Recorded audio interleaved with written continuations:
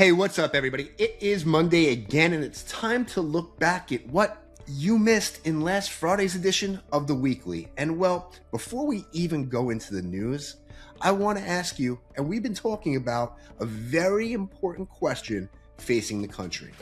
What is the correct way to drink tequila? Neat, in a margarita, as a shot, or not at all because you prefer remembering your evening? Friday was National Tequila Day, so naturally we put it to a vote. You can still weigh in over on Substack, although Matt's answer was never exactly a mystery.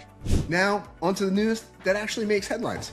We started with Christmas in July, and a reminder for any business that depends on holiday sales. December is when customers start shopping. Your bills show up much earlier. Inventory, supplier deposits, freight, storage, seasonal staff, packaging, and advertising all need to be paid for before the holiday money starts rolling in. That timing gap is where cash flow can get ugly. The point was simple: figure out what you need, when you need it, and how you are going to pay for it before the holiday rush turns every decision into an emergency. Now, from planning your business months ahead to, well, trying to erase parts of the past. Yep, we talked about rebrands. You see, rebrands, well, they can go very badly. Customers have this uncanny, impressive ability to get emotionally attached to logos that they barely even looked at before. However, some companies have actually done it without stirring up a ruckus. If we look at Premier League, Dunkin Donuts, Rolls-Royce, eBay, they actually all managed to update their logos without causing a public frenzy. You see, Dunkin', well, they totally dropped the donuts. On the other hand, Reddit, well, they cleaned up everything right before their IPO, and somehow eBay was able to redesign their whole entire website without it having to look like you dropped your whole attic on the internet. The lesson here: keep what people recognize. Remove what no longer works or is useful for your company, and prepare for strangers to tell you that you've actually ruined their entire life. Speaking of redesigning familiar things, startups are now trying to reinvent protein.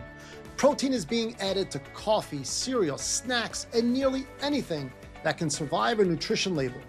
Demand is climbing so quickly that companies are now making protein from air, literally. They use microbes that feed on carbon dioxide inside fermentation tanks, producing a protein-rich powder that uses far less land and water than traditional agriculture. The science is promising. Making enough of it at a price people will actually pay is the harder part. Meanwhile, other food companies are switching to cheaper milk protein. So after all that work to replace the cow is calmly returned with a better quote. Then we move from the most expensive food experiments in the world to one of the most expensive payment deals ever. You see, Stripe and private equity firm Advent offered more than $53 billion, yes, that's billion with a B, to buy PayPal. However, PayPal's board thinks the price is too low. This goes to show you have to have confidence when you already have a $53 billion deal on the table. You see, Stripe actually brings to the table a huge merchant network, while PayPal has over 430 million active accounts, including Venmo, which has been one of their rising stars more recently. And you see, Advent's job in this whole mix is the cheerful assignment of dealing with older technology, integrating their technology, and well, dealing with 24,000 employees. Everybody wins here, especially the bankers, who get to charge large fees to explain to people, and especially both boards, why the first $53 billion was not enough for the company. From there, Christopher Nolan proved that even required summer reading can become a blockbuster if you make it loud enough. The Odyssey earned more than $264 million worldwide during its opening weekend, the biggest global debut of Nolan's career. Hollywood usually avoids expensive historical epics unless somebody can add a superhero, a sequel, or a plumber with a mustache. Nolan used Matt Damon, a 3,000-year-old poem, and enough IMAX equipment to shake the fillings out of your teeth. Apparently, the classics were never dead. They just needed louder speakers and a July release date. Boeing also had a huge week in sales over at the Farnborough Air Show. They announced more orders. Yep, believe it or not, more orders for their 737 MAX jet and their Dreamliners. But investors, well, they really weren't impressed because you see, Boeing and Airbus already have a combined backlog of over 15 1,000 planes. Selling here is not the problem. Building and delivering the ones that they already sold actually is.